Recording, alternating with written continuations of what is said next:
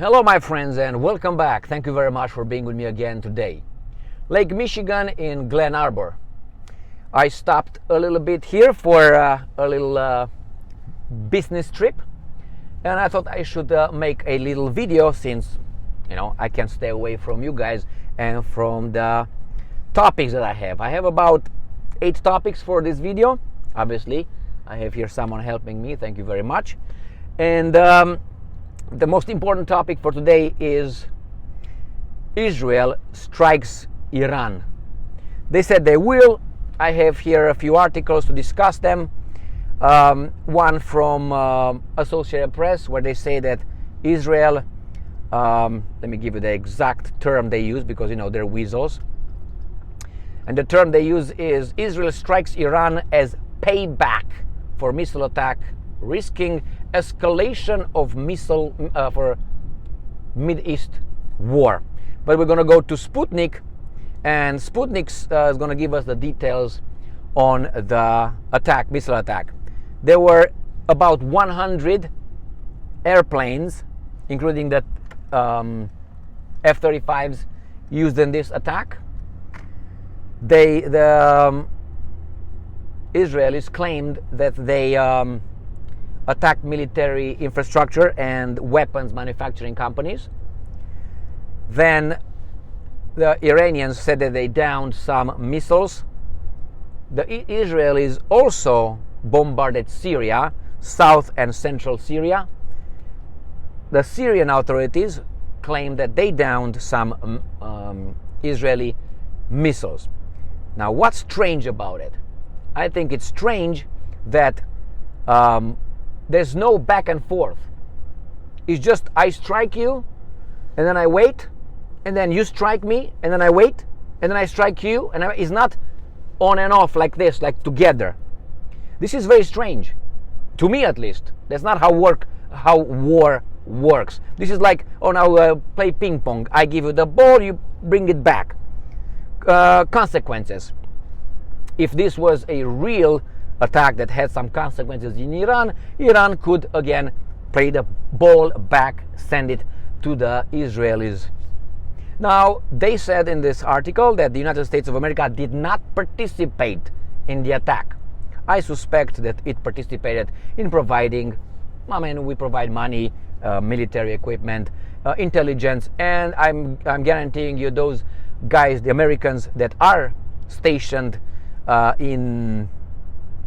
in Israel, they were on high alert with their air defense systems. Remember, the United States of America sent over there an air defense system because the Patriots are not good enough, and the Iron Dome took a shit when the Iranians struck them. So that's the first article for this video. Consequences, as I said, Iran will strike back. Why?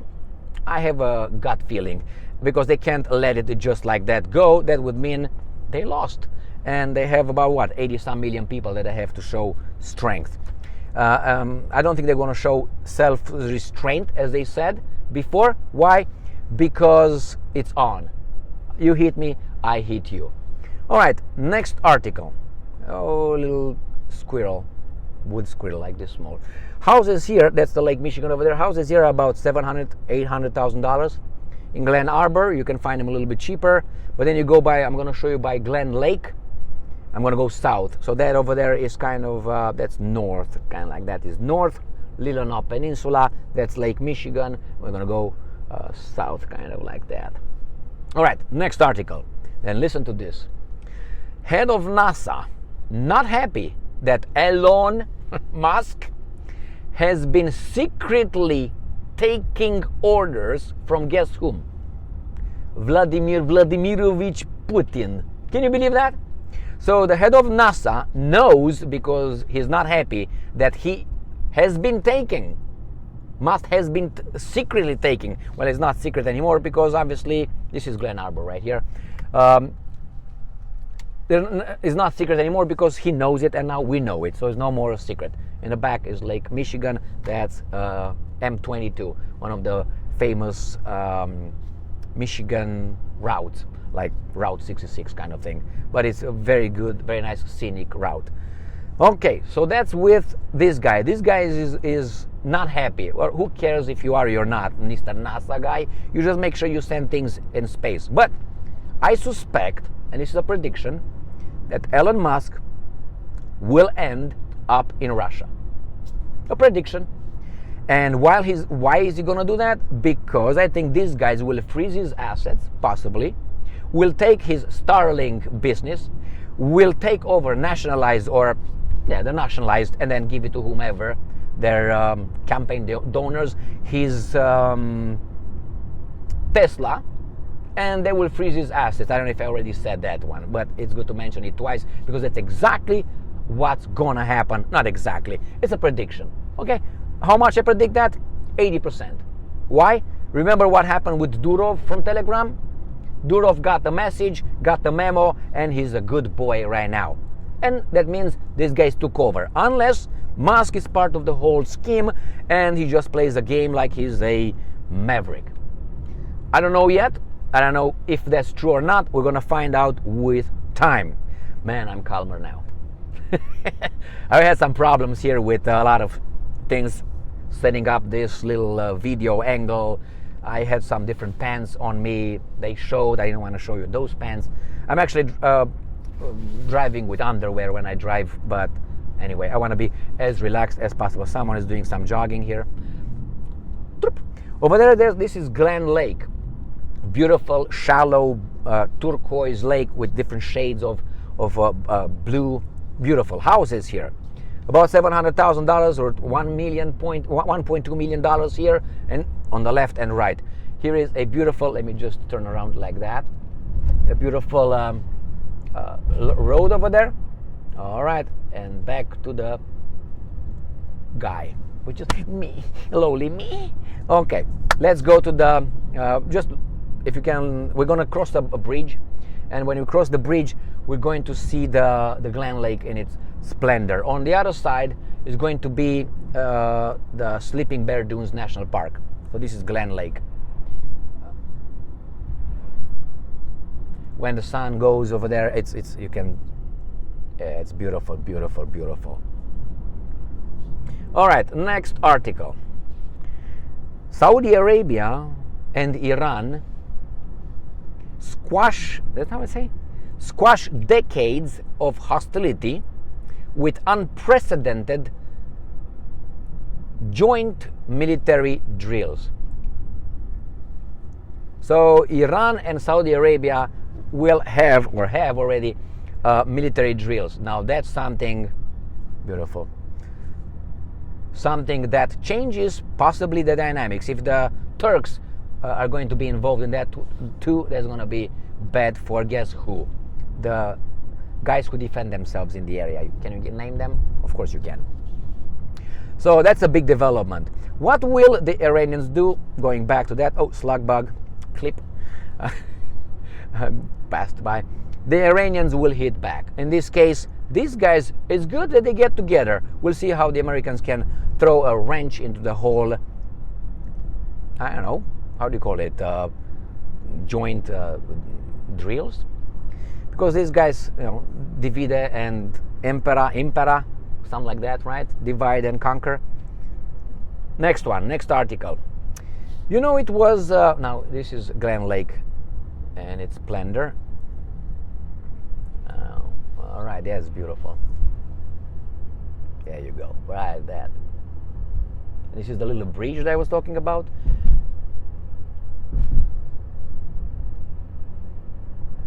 You can go with the kayaks here, you can go with the boats, and obviously beautiful, fantastic. Now what do we have here? We have a next article. Remember it was the BRICS summit in Kazan, Russia? So that's the BRICS countries. BRICS countries are 5 countries plus, because it started with 4, then turned into 5, and then they got some more, about 6 I think. Let this guy go over past me, because she needs some dick, so she is in a hurry. You got that? Okay. So go, baby doll, go. All right. So let me show them. Let me turn around like that. There you go. That's the lady of the night. Okay, back in business. So that is not, BRICS is not Putin's summit. This is, Brazil, India, China, South Africa, and China, and China again, and Russia. And we have here, this is according to Ukrainska Pravda. Von der Leyen, an unelected official by the European Union, is elected by the European Commission. She was put forward for being voted by some people. That's how it goes. So von der Leyen prizes Serbian president for not attending Putin's summit. Ukrainska Pravda. First, it was not Putin's summit. Let's start with that one. Okay, that's a big, important summit, international summit. And she is happy that Vucic did not attend BRICS, but someone else attended BRICS. You know who? I think is the vice president or the prime minister. Let me read. Let me see. Where is that? But that guy did it, and that's not good for these guys. Not good enough. Okay, where are you, baby doll? Israel, we got that one. These guys did that. Disappeared the article. Can you believe that? But anyway, he's the foreign minister. I think he is. He went to. I have to find it. It's right here, but I don't find it, so that's not good. No. Well, don't have it. Somehow that article disappeared. I didn't take it. Anyway, I think it was and I'm gonna find it after I'm done with this video. I guarantee you that, because that's the way it always happens. Let me go one more time over this shit. Newlands claim Putin, Musk, Russia hits a Russian one-way drone not encircled, Israel strikes at Iran, von der Leyen, Saudi Arabia, Israel strikes hard. It's not here. Oh, okay. Sorry, don't have it, but I think it was the foreign minister attended BRICS. I covered that yesterday. All right, let's go to a different topic. Unbelievable. He says that Putin's claim of Ukrainian troops surrounded, quote unquote, in Kursk region, false, says the Russian general in charge of the Ukrainian military, Syrsky. So he says that's wrong, that's false information. But we have the Russians who say, well, actually, we are there, we did it. We did it, and this guy say, no, you did not. That's fantastic, right? What do you think? Let's go to another one. Wall Street Journal claims of secret Putin Musk calls is disinformation. So is it true? Are they encircled in Kursk? Putin said they are in the process of being encircled in Kursk. This guy said, no, that's misinformation. What do you think? I think that the Russians were more consistent with telling us, accurate information than the other guys. But hey, that's me, because I am just skewed. All right, let's see what else. The Telegraph says Russia helping the Houthis, the Houthi rebels, strike British ships in the Red Sea. All right, do you think that's accurate? I think it's 100% possible and probably 99% probable. Why? These guys are upset that they are hit, but they use the Ukrainians to hit the Russians. And they're upset. So I can hit you, you can't hit me. Russian helping Houthi rebels strike British troops, according to the Telegraph. An act of terrorism occurred in Russia. What happened? A residential high-rise hit in Russian drone attack, right, on Kiev. So that's an attack on Kiev by the Russians. That happened all the time. The guys, if you remember, reciprocated, is that how I say it? And they say, well, it's a terrorist, the Russians are terrorists. I think they're both committed war crimes on the civilians. But what can you do? Let's see what's next. A Russian one-way attack drone struck an apartment building in Kiev Tralala. It's very interesting. The Ukrainians, no, the Russians, when they attack Kiev, these guys in Kiev, air defenses claim that they destroy almost all, and just the wreckages. Now this is a strike on an apartment building, and it's right a picture right there, and they report it. It's very strange that the Russians hit the apartment building, you got the pictures, and it's not a wreckage, it is the drone. Next one, let's see what else we got here. I know Israel launched already that little attack, right? What's this? Musk information. Victoria Nuland, she's married with Mr. Kagan or Keegan. His name is Robert Keegan, I call him. It's K-A-G-A-N. I call him Keegan. So Mr. Keegan quit Washington Post because Washington Post endorsed Donald Trump and not Kamala Harris. Now this is the husband of Victoria Nuland. So this guy's Keegan, Robert Keegan, his brother is married to the director of the Institute of the Study of War, the ones that they always use in Ukraine as being the, I don't know, the pinnacle of truth. That's why, and they're all Jewish, all these guys. Nuland, Keegan, and the other one, the wife of the Keegan, she is the president. Go and check I'm not going to go over that again. Look how beautiful it is right here. Right there. It's kind of nested road, but it's beautiful with pine trees. Okay.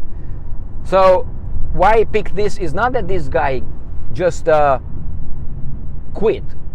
I want to show the connection, the people who make the news for you, who shape your opinions. They're not related to one another. No, don't connect any dots. And the point is, it says here in the same article, the Washington Post editor at large, Robert Keegan, has resigned in protest after the newspaper owned by Amazon magnate Jeff Bezos decided to forego a presidential endorsement for the first time since 1988. He was not in charge of 1988, Bezos. So it says here, Keegan is the husband of Victoria Nuland, the former senior State Department official who was directly involved in 2014 US-backed coup in Ukraine. All right, so my point is he is a editor at large, so he's participating, and these guys are publishing his garbage. Just a piece of information. All right, that's the little guy. Now, do you think that Putin and Musk had secret conversations? Let's say the possibility, 100%. Could have been. Do I think they're secret? I think these guys know everything about everybody. Everything about everybody.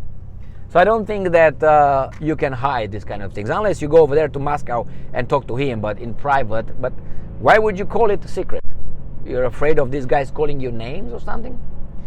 All right, let's go to the beginning, or this is the entire video. I can't really, it's kind of strange, to drive, talk, and try to look on this little pieces of news. My friends, that's the whole video for today. Heading back in another place now. Gonna have some fun. I hope you have a nice weekend. Thank you very much for being with me again today. Stay strong, stay smart, look for the truth, and be just. Let's close this thing here.